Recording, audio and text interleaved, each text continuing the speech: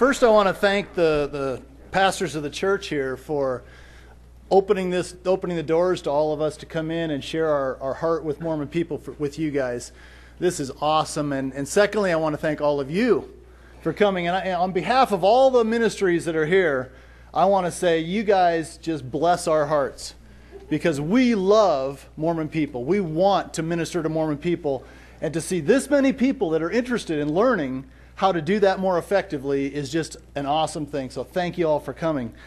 My family and I, we moved to Utah about 18 years ago. And we moved to Utah primarily because we had been to a camp in Utah, and one of the pastors had challenged us, on your way home, driving down Highway 89, see how many Christian churches you can find. Okay. I didn't know that was a loaded question. And we drove, 300 miles and didn't see one Christian church. Went through 24 small rural communities, no Christian churches. And that broke our hearts, literally. We came to Utah about a year and a half later as a result of that and moved into Ephraim, Utah. At that point in history, there was hardly any Christianity in the whole county. The first year we were there, we met two older women that were Christians, and that was all the Christians that were in our whole community. And so we have been ministering there for the last 18 years.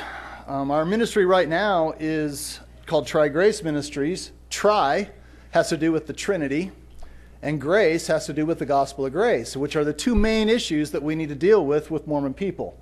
The Godhead, the Trinity, as we understand the Bible teaches it, and the gospel of grace. So they need to try grace. So we named our ministry that. Our ministry is primarily a seed planting ministry. You know the parable of the sower? Sower went out to sow, and he just sowing seeds everywhere. They're falling on the path, they're falling in the weeds, they're falling all over the place, and he's just sowing as many seeds as he can sow. And that's our ministry, is just sowing as many seeds as we can sow so that some of those seeds will fall on good soil and we will see fruit. And we have. We have seen fruit over the years, and it's been a great blessing. My wife said, "You're not going to wear that t-shirt up there to talk, are you?" And I said, "It's an illustration. This is one of the seeds. You know, Christianity is not a religion. Christianity is a relationship." So you want to see the shirt, you can look at it later, but this is one of the seeds. And you try to pass a tract to a Mormon, and most of them, 99% of them will go right in the trash because their church has told them that they are spiritual pornography. Okay? So do not open that stuff. Do not look at it. But they can't throw this away. All right? And they read it. I walk into Walmart and I see people reading that thing, looking at the back and reading the back, and it's a message. It's what we do. Another seed that we've spent a lot of time planting are the Living Hope videos. And if you sat in on that last video, wow, powerful. And we've sown literally tens of thousands of those videos all over Utah. And they are seeds that we are seeing produce fruit. So if you're not familiar with the Living Hope videos, I would encourage you to go over and talk to the men at that table and to purchase some of those videos. If you can get a Mormon to watch those, they are the most powerful seeds you'll ever plant in their hearts. Any tidbit of truth that you can plant in their hearts is a seed that God will use. And I want you to know that you never will, I never have, Pastor Terry never has saved anybody. We aren't in the business of saving people. All we're in the business of doing is sowing seeds. And when those seeds fall, it's God that makes the seed germinate, and it's God that makes the seed sprout, and it's God that makes the seed grow. And if their eyes get opened up, it's God opening their eyes. And so that's our goal, is to plant as many seeds as we can. Early on in our ministry, we were told that the LDS people are unreachable. You can't reach them. They're too brainwashed. It's just too hard.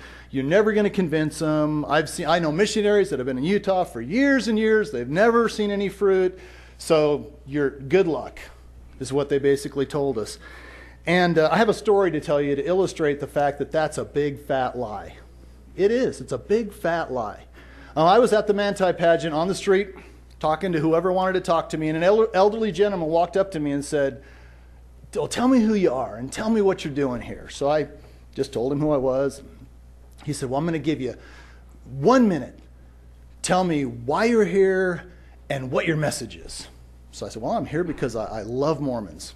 If I didn't love Mormons, I wouldn't waste my time to come out on the streets and talk to you guys. I love you guys, and I'm here to share the true gospel of the Bible with you."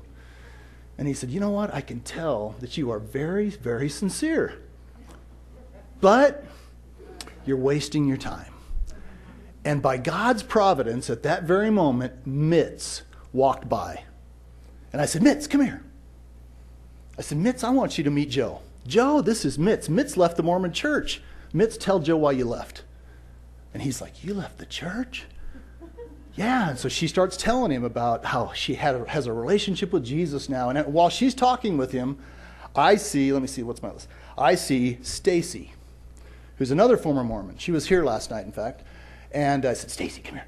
As soon as Mitz got done talking to Joe, I said, "Joe, don't go. I want you to meet Stacy. Stacy's a former Mormon. Stacy, tell Joe why you left." So she starts telling Joe about how awesome it is to have a relationship with Jesus Christ. And while Stacy's talking, I look around, and there is Dee Dee. "Dee Dee, quick, come here." And Dee Dee is Stacy's sister. So I introduced Joe to Dee Dee.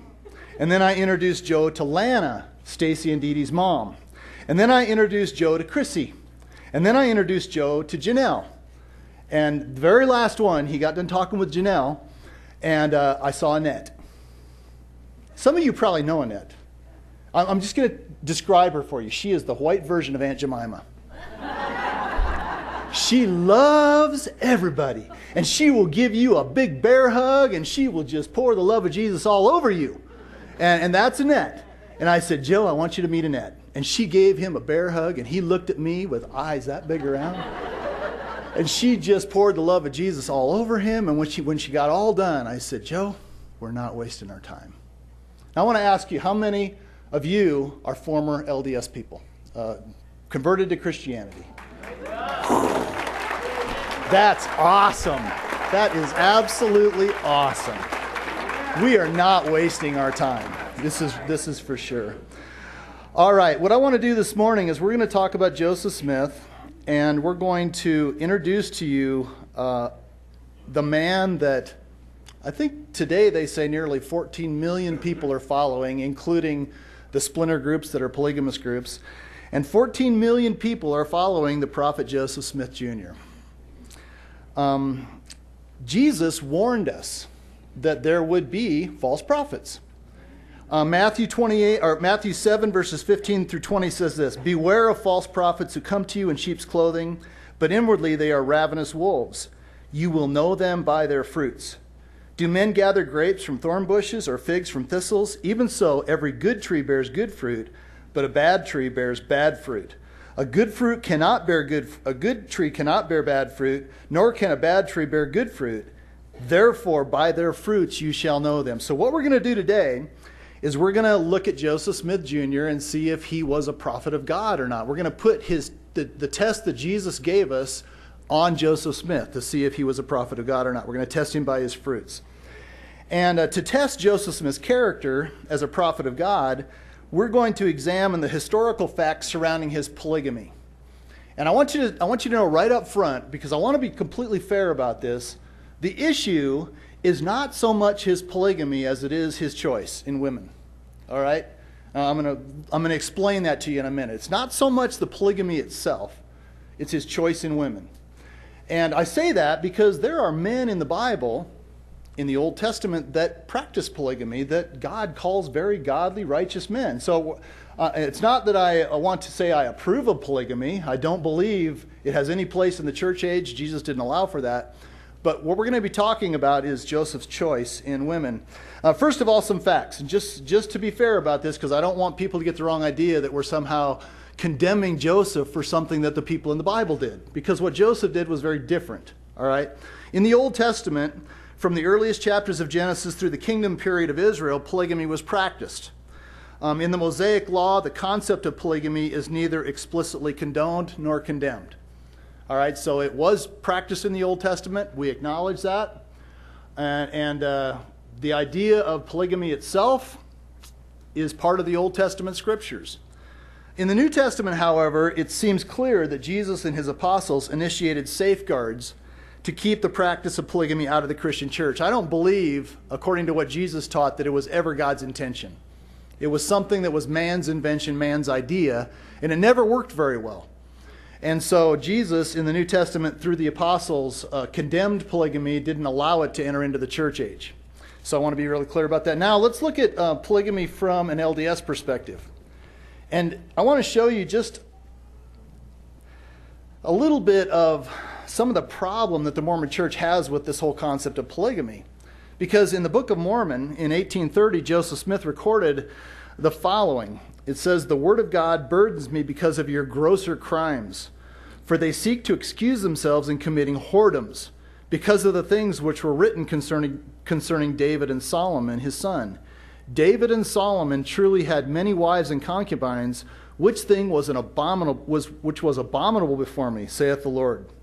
So in the book of Jacob, in the Book of Mormon, David and Solomon are used as the prime examples of how horrific and horrible polygamy was. All right, now, a few years later, in 1843, Joseph Smith supposedly received a revelation from God which contradicted the prohibitions of polygamy in the Book of Mormon. Doctrine and Covenants, section 132, introduced a new and an everlasting covenant which commanded polygamy to be practiced in the church. Now, consider this contradictory statement. David also received many wives and concubines, and also Solomon, and in nothing did they sin, save in those things which they received not of me. David's wives and concubines were given unto him of me. I mean, this is as blatant a contradiction as it could possibly be between the Book of Mormon and the Doctrine and Covenants. And then, again, in 1890, LDS prophet Wilford Woodruff, say that 3 times fast, supposedly received a new revelation from God which contradicts the commandments issued in D&C 132. This new revelation is known to the LDS people, to Mormons, as the Manifesto, which banned polygamy from being practiced in the LDS church. So from 1890 to the present, anyone practicing polygamy has been excommunicated from the church, which would keep them from ever reaching the highest level of heaven for a Mormon. And so you can see how the Mormon church has flip-flopped back and forth on this topic, depending on what the prophets decided was okay for the time. And I'm glad that in the Bible we don't have that kind of flip-flop going on. In Sacred Loneliness is the book we're going to be looking at, and this is a book that was written by an LDS historian named Todd Compton, and he has the highest credentials in the Mormon church. He is a Mormon in good standing, served a mission in Ireland, is a graduate of BYU University, was awarded Best Book Award by a couple different organizations that examines the plural wives of Joseph Smith.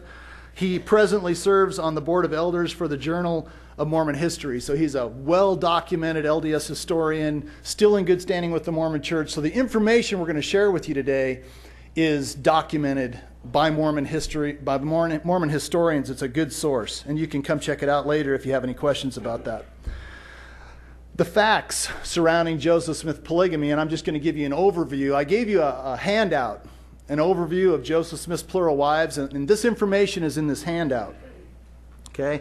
11 of the marriages that Joseph Smith had, a third of the wives that he married, were to teenage girls, ages 14 through 19. So 11 of the marriages were to very young girls. 11 of the marriages were to women who had living husbands. He married women. Okay? This is called polyandry, or a polyandrous relationship. One woman married to 2 husbands. Joseph also married 2 sets of young sisters. He married 3 sets of sisters, but 2 sets of young sisters. And Joseph married 2 sets of mothers and daughters. And so these are the historical facts surrounding Joseph Smith. And so we want to talk just briefly about why that's a problem. Okay, why is that a problem? First of all, polygamy was illegal in every state that Joseph Smith practiced plural marriage. It was illegal back then, and the reason in 1890 that they banned polygamy was because it was illegal. So I'm wondering what the difference was. Why was it okay for Joseph Smith to break the law, but then the Mormon Church decided they were not going to break the law, so they banned polygamy. So it's kind of a disconnect there. Joseph Smith also had an apparent taste for young flesh, as he as he married 11 young women. In pioneer days, to be fair, young women often did get married. But to marry 11 young women was unheard of.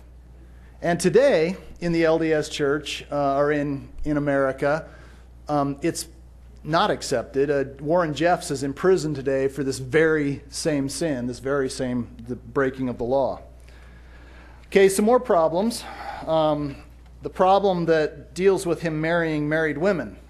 I think that's probably one of the biggest problems in his choice of women. The question arises, what exactly is adultery? You're going to marry somebody else's wife, and then you're going to consummate your marriage with that wife? Isn't that the exact definition of adultery? And so I think that's a problem. Todd Compton states this, in case anybody wonders whether or not the LDS historians think that Joseph Smith was actually consummating his marriages. Utah Mormons, including Smith's wives, affirmed repeatedly that he had physical sexual relations with them.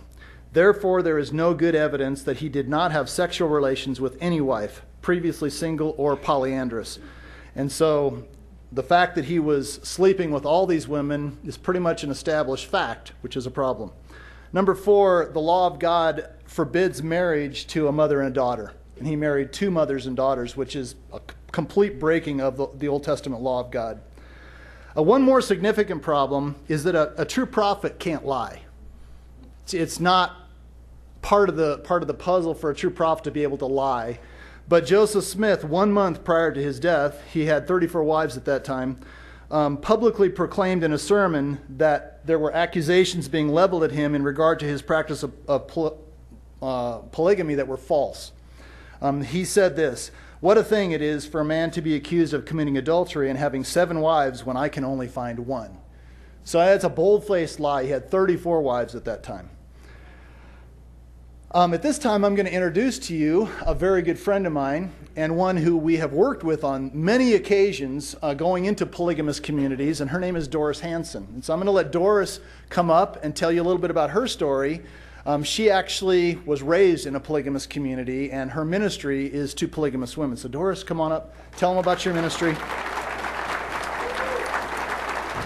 And I want you to notice, as Doris comes up, we have the wives and husbands of their wives of Joseph Smith coming up.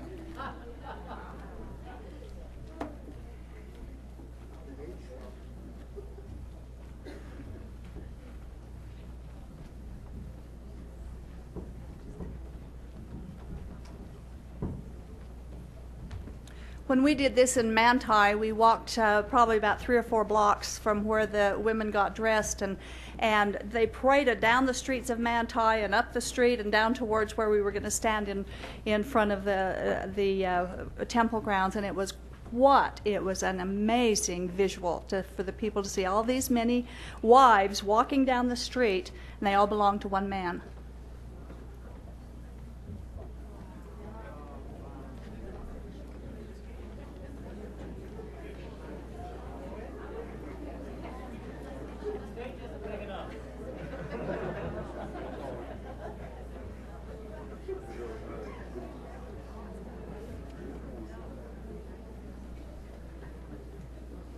These are the 34 wives of Joseph Smith and 11 husbands of the 11 married women that he married. Emma was the only legal wife that he had, and there are many people who think that he had more than 34 wives, actually. These are documented for sure, and so that's why we use the number 34. My name is Doris Hanson. I was born and raised in the Kingston Polygamy Group. I was threatened all my life that if I didn't live polygamy and accept it when I grew up, I was going to be doomed to hell and damnation for eternity. And I hated it, and I got away. I hated God for many, many years after I got away, but God let me run away from him long enough so I could run right into him. And I did, and I got saved. And at that time, I just had such a heart for the polygamous people. And God just kind of laid it on my heart to know that at some point in the future I was going to have a ministry to polygamists. And so I started doing things behind the scene and mailings and different things that nobody knew anything about but me. And it took 20 years, but God opened up an opportunity in 2007 when Lifting the Veil of Polygamy was released, and we opened up a ministry called a Shield and Refuge Ministry. The Shield and Refuge is that the polygamous people, I'm a missionary to the polygamists now, and the polygamous people who want to get out can know that God will be their shield and their refuge to them when they leave, and we'll give them a safe place to go and help them get aligned back into real society. Tonight, we're going. First of all, I want to say something that happened last night. Chip had mentioned some skeptics from a Mormon guy that wondered if anybody got out of Mormonism and were happy. Last night, out in the foyer, someone came up to me and he said, "Does anyone ever get out of Mormonism and find happiness and find joy?" And I said, good heavens, yes, my goodness. If you find Jesus, you do. If you don't find Jesus, you may not. And we talked for a minute, and then he walked off, and immediately a girl came up to me and shook my hand and said, "Hi, how are you?" She says, "You know what? I was a Mormon. I got saved 6 or 8 months ago, and I'm so happy." So yes, you get joy abundantly. Tonight I want to talk about 3 of Joseph Smith's wives, and I'm going to talk first of all about Helen Mar Kimball. Helen Mar Kimball. 14-year-old Helen Mar Kimball. She was the daughter of Heber C. Kimball and was approached by 37-year-old Joseph Smith, who taught her the mysteries of celestial marriage, which is known as polygamy. Now, Joseph Smith, of course, was the founder and the leader of the Mormon Church. He was highly revered. He was respected among all the church members. He held a strong position of trust, and they believed that everything he said was from the very mouth of God.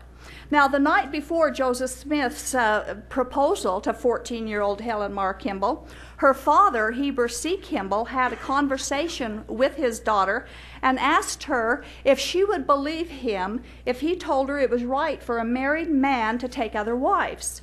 Well, according to Helen's personal writings, she said she felt like a small earthquake had shaken her emotions. She loved her father, and she really didn't think that he would lead her wrong, but her sensibilities just kind of made it difficult for her to understand this, and she felt it very hard to believe it. She didn't know quite what to think. Well, the next morning after that, Joseph Smith arrived at the home, and he proposed to Helen Mar Kimball that day an illegal polygamous relationship, asking her to be one of his plural wives. He persuaded her to enter into a spiritual marriage, not a temporal one.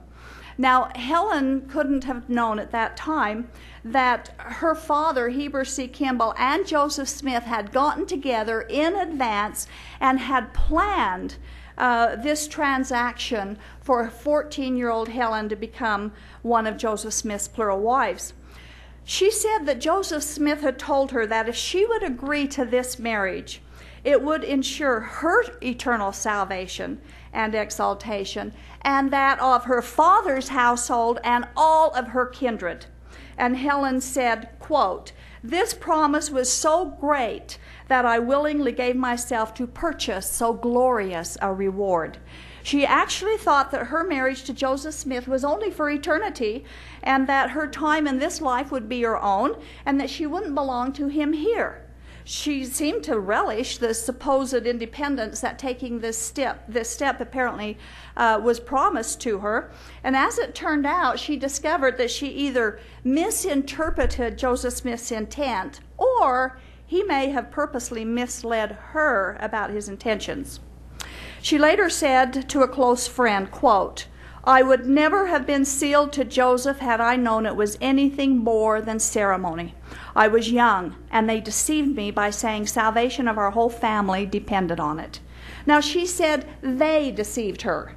Well, her mother didn't deceive her. Her mother didn't have anything to do with it. But she's referring to Heber C. Kimball and Joseph Smith. She knows they deceived her. Helen must have been very surprised to discover that this marriage included time as well as eternity, a physical union between this 14-year-old girl and the 37-year-old man. She hadn't even wanted to marry Joseph Smith, but she considered that it was a very small price to pay for the guarantee of her eternal life and the eternal life of the ones that she loved the most. Now, as church president, Joseph Smith was in a position of special trust, yet he practiced his deviant tendency to pedophilia, as is proven by his polygamous union, not just to one 14-year-old girl, as Chip said, but to 7 girls, 17 years old and younger, and a total of 11 girls, 20 years old and younger. Now, let's put this in a contemporary perspective. There was an article in the Deseret News last month that tells of the case of a man in American Fork accused of having a sexual relationship with a 16-year-old student. This man is a former seminary prophet. He's 37 years old. He faces 14 first-degree felony charges and 1 second-degree felony charge of several different kinds of rape and forcible sexual abuse. Prosecutors agree that the charges against him are enhanced because he held a position of trust over this young girl. He had seduced and sexually molested her under the banner of being a special and trusted spiritual leader. Now, let's compare this 37-year-old American Fork principal with 37-year-old Joseph Smith. The American Fork principal seduces a 16-year-old seminary student. Joseph Smith seduces a 14-year-old girl with an illegal polygamous union. The American Fork principal is charged with 14 first-degree felonies. Joseph Smith is considered a holy prophet of God, and no one requires any accountability from him, from his actions, either then or now. In today's courts, with the evidence that's available, Joseph Smith would have been convicted of child molestation and placed in a cell next to Warren Jeffs. On the same page here, we also don't want to leave out Heber C. Kimball. 51-year-old Warren Jeffs was tried and found guilty of doing what Heber C. Kimball did. Warren Jeffs was charged with being an accomplice to rape when he arranged the marriage of a 14-year-old girl to her cousin in the FLDS polygamy group. And this culture applauded his conviction. Yet Heber C. Kimball arranged the marriage of his 14-year-old daughter to a polygamist, and he's not held accountable either. In fact, he's called a holy apostle of God. In these two events, why wouldn't Joseph Smith be as guilty of child rape as a seminary principal? And why wouldn't Heber C. Kimball be as guilty as Warren Jeffs for arranging the marriage of his 14-year-old daughter? Helen Mar Kimball became a widow just 1 year later when Joseph Smith was murdered in 1844. She was then free to be romanced by and to be married by her longtime heartthrob, Horace Whitney. Sadly, however, after they moved to Utah, her husband, Horace Whitney, took 2 polygamous wives. And by that time, Helen was firmly accepting of and a hearty advocate of plural marriage. What I find heart-wrenching in these accounts of Joseph Smith's method of gathering to himself these plural wives is that he consistently brought God into the proposition. Having been born and raised in a polygamist home myself, I'm painfully aware of the use that they have when they use God in the teachings and threatenings of living polygamy. We were constantly threatened that we comply or be damned, accept polygamy or be destroyed, which is what Joseph Smith said in section 132. We were conditioned from the cradle when we grew up believing that it was God's requirement to become a plural wife. We were brainwashed. We were frightened into accepting it. So I can understand being born and raised with a polygamous mindset when that's all you've known since birth. It's natural to believe it. But none of the plural wives of Joseph Smith and these early Mormons were born and raised in a polygamy culture. They had not been brainwashed from birth like we were. Polygamy was not something they were familiar with. It had nothing to do with salvation as far as they knew up until that point. Yet they believed what Joseph Smith claimed, that it was a holy principle and required by God. Sadly, they didn't study their Bible about it either, and even if they had, would they have been able to discern the truth that God really never required polygamy? And most alarming to me is that many of these women hesitated at first, like Helen Mar Kimball did, but later agreed to become a plural wife simply because she trusted the spiritual leadership of the Mormon Church. Several of these ladies asked God for confirmation, and they received some alarmingly profound spiritual experiences confirming to them that they were to embrace plural marriage, and so they did with all their heart and soul. Of course, we know that feelings are not a barometer for truth, and spiritual experiences are not always from God. Some of these who did receive the spiritual manifestations were among those who became polygamy's most powerful advocates. Helen Mar Kimball had said that polygamy was a small price to pay for the salvation of her loved ones. I wonder if she ever found out in later years that Jesus paid the price for salvation and no one else can.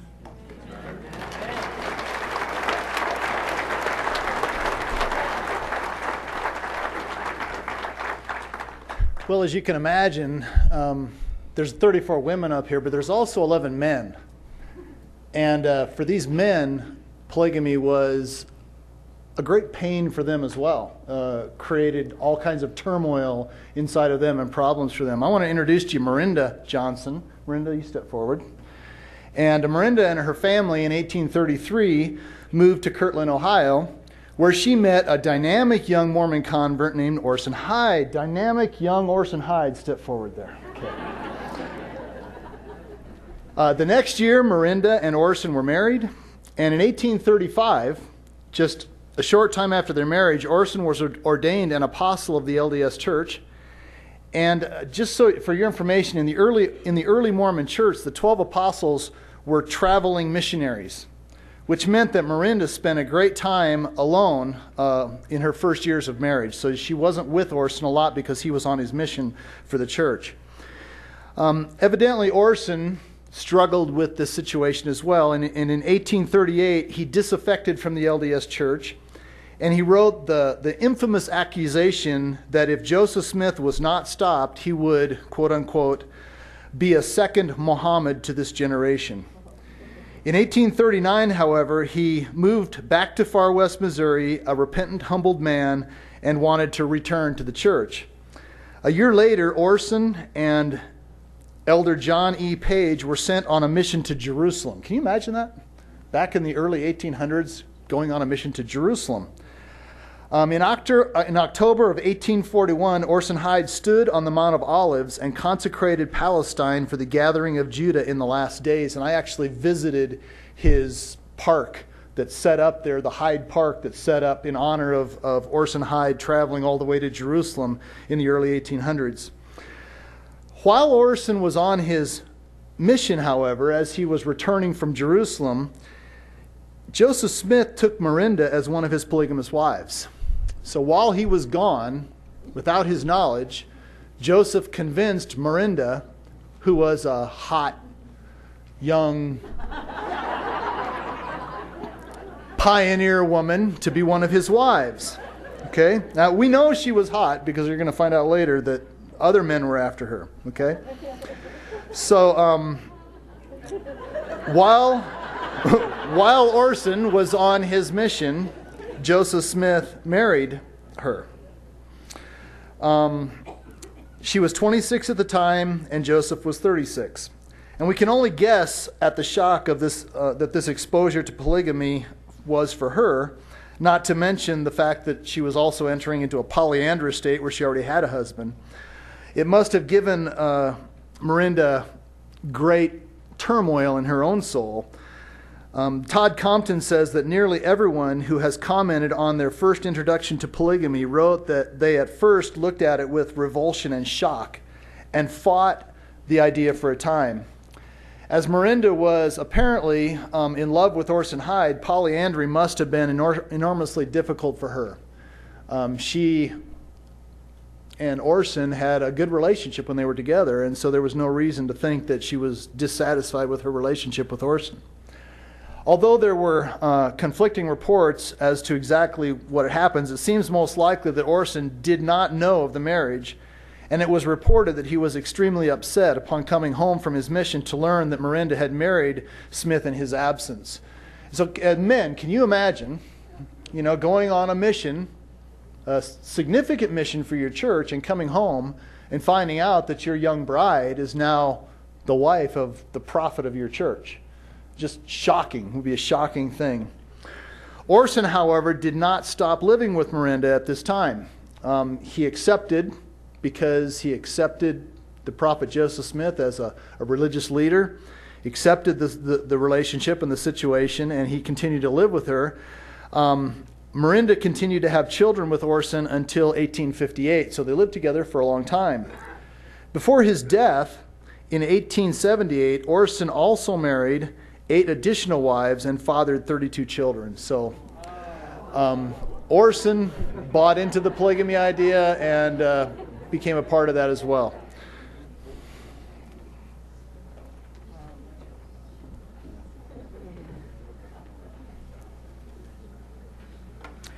Next, I want to talk about Joseph Smith's wives number 20 and 21, the Partridge sisters. It's probably impossible to find a polygamy group anywhere that would prohibit a man from marrying sisters as plural wives. And it isn't unusual for a man to marry both a mother and a daughter. I'd like to read from Leviticus 18, just a couple of verses. It says, "Do not have sexual relations with both a woman and her daughter. It is wickedness." Verse 18, "Do not take your wife's sister as a rival wife and have sexual relations with her while your wife is living." Joseph Smith set the precedence in Mormon polygamy for violating these particular commands in Leviticus 18. He did marry mother and daughter, and he was guilty of marrying 4 sets of sisters as plural wives. The Lawrence sisters, the Huntington sisters, the Johnson sisters, and the Partridge sisters, and they're the ones I'm going to focus on now. There's 22-year-old Eliza Partridge and 19-year-old Emily.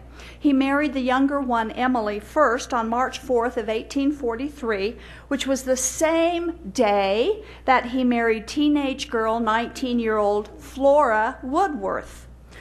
Same day, 2 girls the same day, 19 years old. And 4 days later, he married Emily, Emily's older sister, Eliza, who was 22 years old. So in 4 days, Joseph Smith took 3 young brides, 2 of them 19 and 1 of them 22, and he was 37 years old at the time.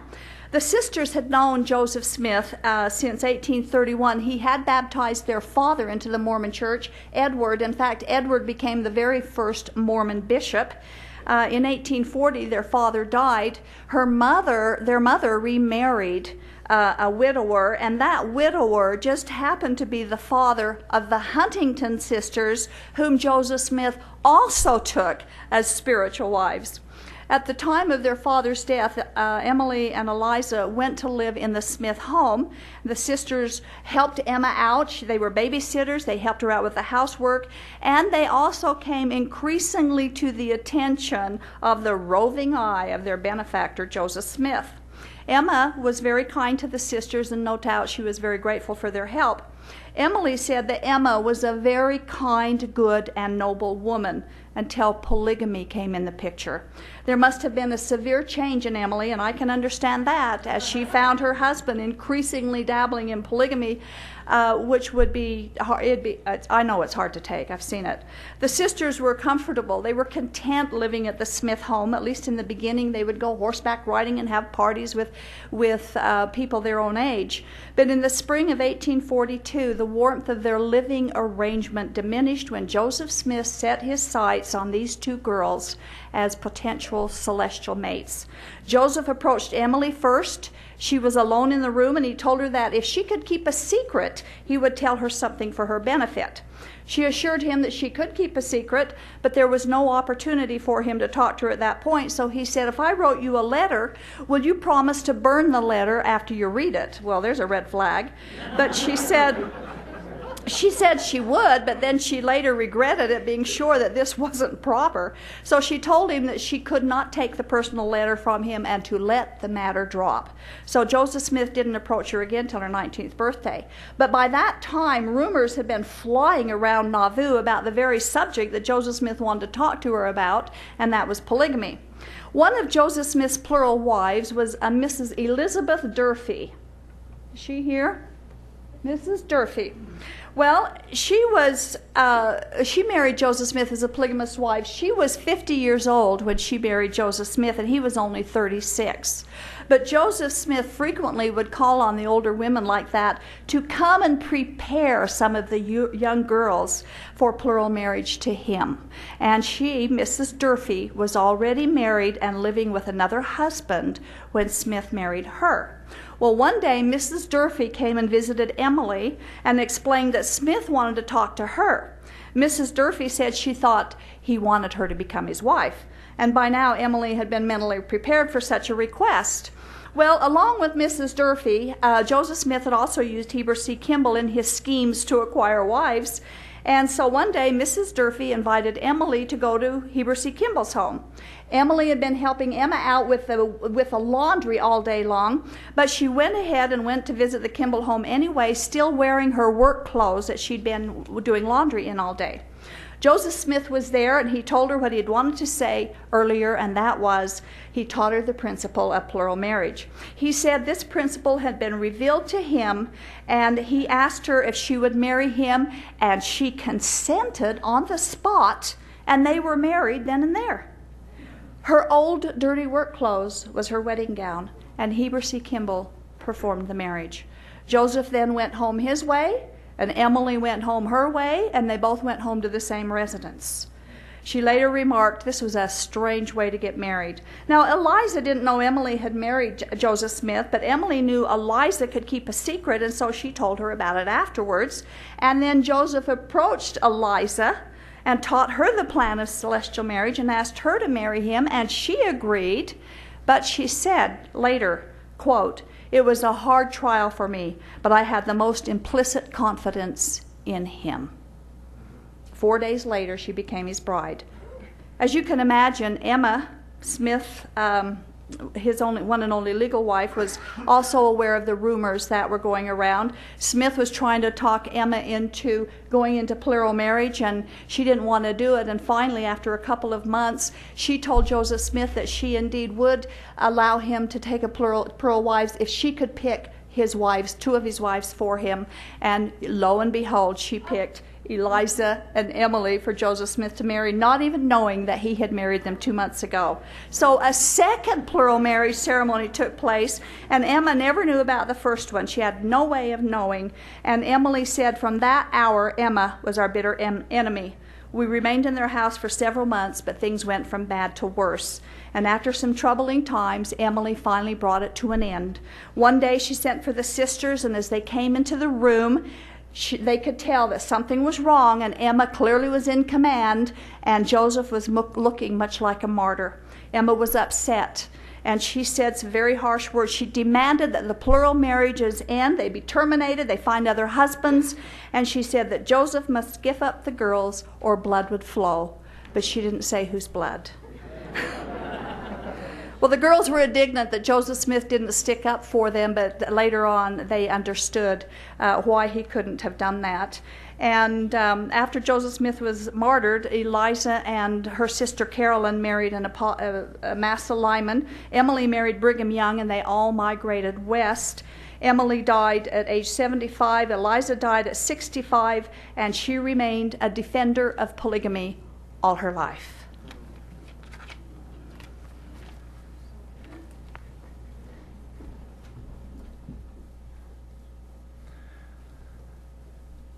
All right, I mean, isn't this, I've heard this a lot, and it's just almost too bizarre to believe, isn't it?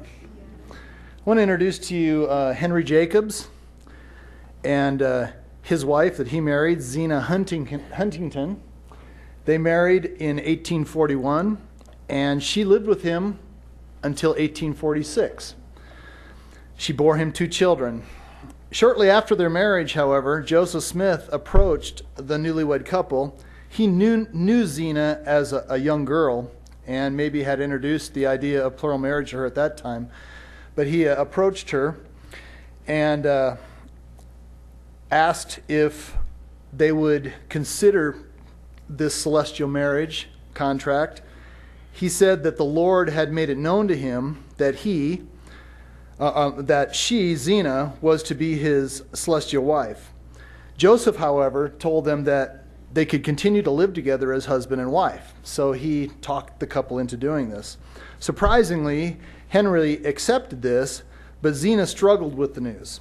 Zena remained conflicted until October, when Joseph sent a message to her stating that he would lose his position as prophet and his life if she did not become one of his plural wives. So what kind of pressure is that to put on a young girl? Zena finally acquiesced.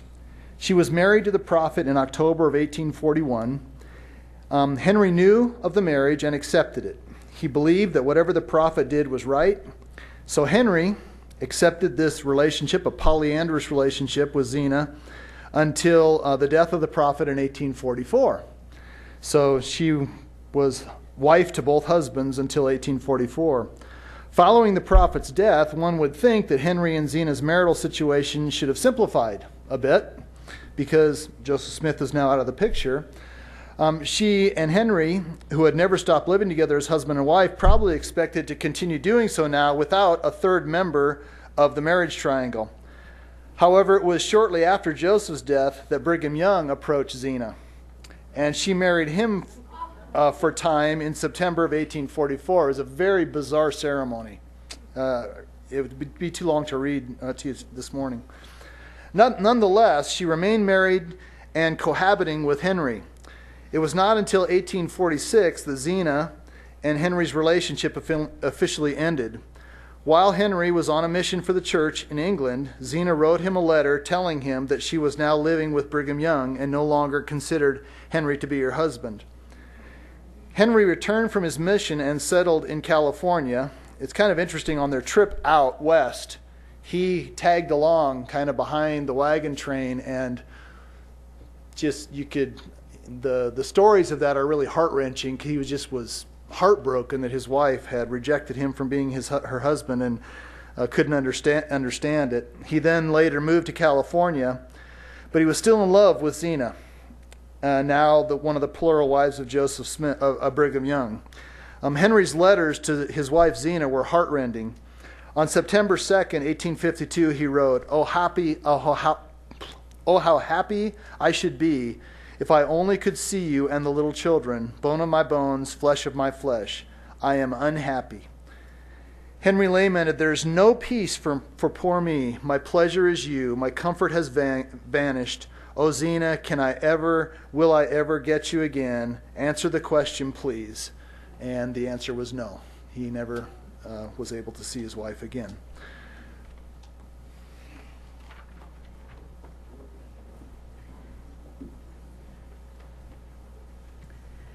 And the final story tonight, I want to talk about Lucy Walker, Joseph Smith's 23rd wife, his 22nd plural wife.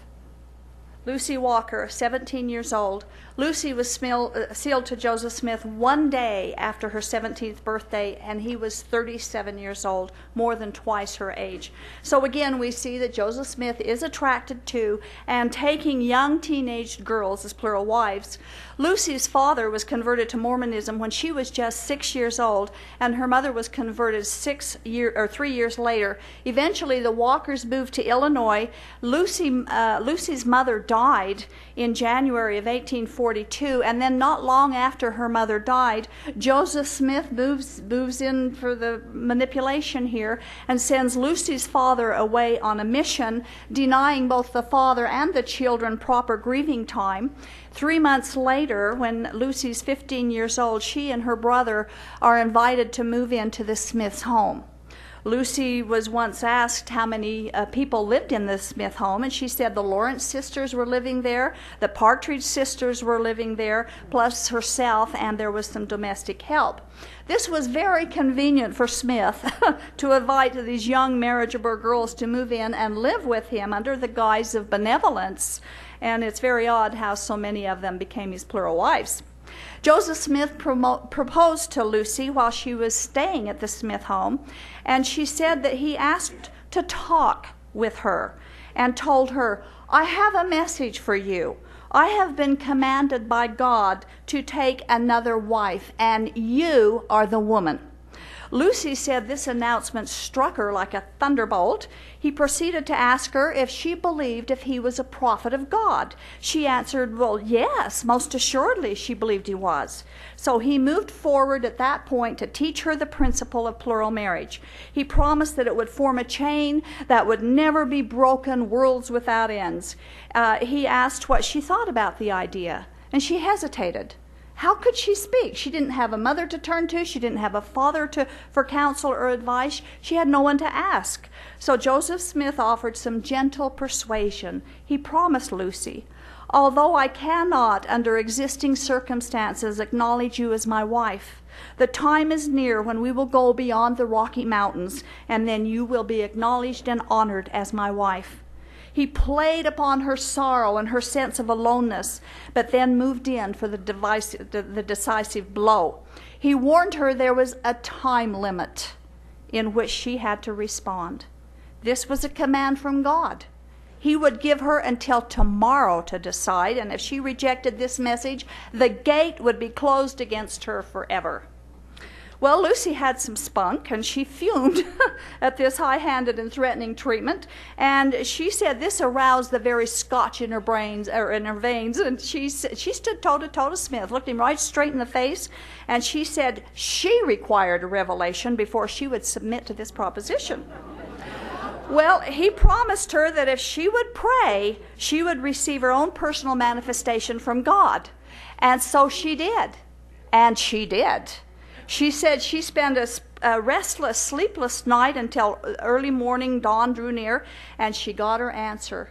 She said a heavenly influence and feeling of supreme happiness took possession of her. She gave no other details about her spiritual experience, but this was evidently enough for her, and she told Joseph Smith, yes, she would marry him.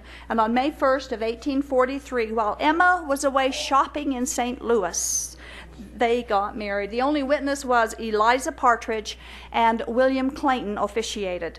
Lucy continued to live in the Smith home without Emma even ever knowing about the connection with polygamy with them. In fact, one day, in a very pitiful statement was made to Lucy by Emma. Emma said she hoped that Lucy would never make a married woman unhappy by marrying her husband. There's volumes in that. Lucy Walker considered it was her duty to give herself up as a sacrifice to polygamy to help establish celestial marriage on the earth. The sacrificial duty was part of the brainwashing technique. I'm here to tell you, I've seen it a lot. Lucy had been sworn to secrecy about her marriage to Smith, and she'd never witnessed a secret plural marriage herself of others, and Emma knew nothing about the marriage either. So she certainly didn't give her consent like Section 132 said it was supposed to. So these deceits and secrecies are inherent in the practice of polygamy groups. At one time, Joseph Smith introduced Lucy to Heber C. Kimball and Brigham Young as his wife, but very few people really knew about it, and she went by the name of Lucy Walker. Someone once asked her if she knew of any children fathered by Joseph Smith, and she declined to answer the question. After Joseph Smith's death, as happened to many of the widows, Lucy Walker was married to Heber C. Kimball, and Brigham Young performed the ceremony. Lucy traveled west with Heber C. Kimball and with several of Smith's wives. She had 9 children with Heber C. Kimball, but only 5 survived. She died in Salt Lake City in 1910 at the age of 84. Although many of Joseph Smith's wives seem to be kind and thoughtful and caring women, I can't help but reflect at the frustrations and the loneliness they suffered all the days of their lives as mere plural wives. You see, my father was a polygamist. He only had 2 wives. My mother was his second wife. Yet I vividly remember her tears, sometimes emotional outbursts, which at the time I didn't understand. I remember one day as a child I snuck into her private diary. There were no private information there. She was just writing down her feelings. Her tireless efforts of trying to make God pleased with her, and her sacrificial attitude towards life, which the life of polygamy demands. Yet she deemed it worth it. And I don't wonder that many of these polygamist women of early Mormonism would have had the same sacrificial martyr complex that my own mother had. In their minds, they were building treasure for heaven. The painful sacrificial life of polygamy here was building that for them. They lived hard for their beliefs, and it was a very hard life. I remember how difficult it was as a child growing up in a poverty-stricken polygamist home, but that was nothing compared to the rough pioneer life of early Mormon polygamist women. How sad to realize that when they did die, they didn't wake up in heavenly glory to be reunited with their polygamist husband who had been crowned as a God in glory. But instead, each one of them had to face holy and almighty God with the question, what did you do with Jesus? What a tragedy that they all lived and died believing that their human husband was their Savior. And that's the story of Lucy Walker. Thank you so much for inviting us here today, and we do hope that we helped you understand Mormon polygamy.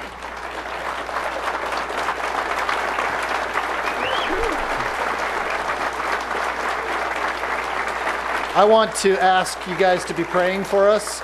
Next week, we will be going to 2 polygamous compounds with a mission team from LeTourneau University. Doris will be joining us for those trips. And just keep us in your prayers. There's a lot of unknowns when you go into those compounds. We've never had a problem. Doesn't mean there never could be a problem. So just keep us in your prayers. Pray mostly that the Lord will open the hearts and the eyes of some of these women to contact Doris and to be rescued out of these situations. So thank you again. Thank you, women and men, for joining us. We appreciate it.